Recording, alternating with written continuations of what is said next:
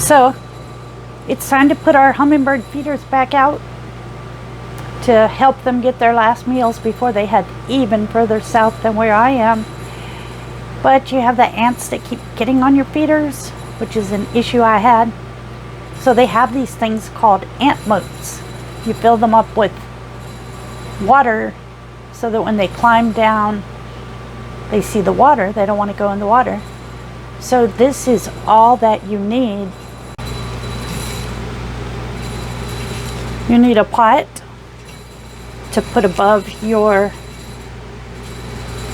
feeder, some sealer to seal this. You unscrew one end, poke it through, so this hook will be at the bottom that you'll hook onto your feeder.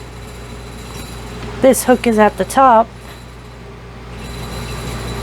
Seal the hole with whatever kind of sealer that you have and fill it with water. It hangs above your feeder like so.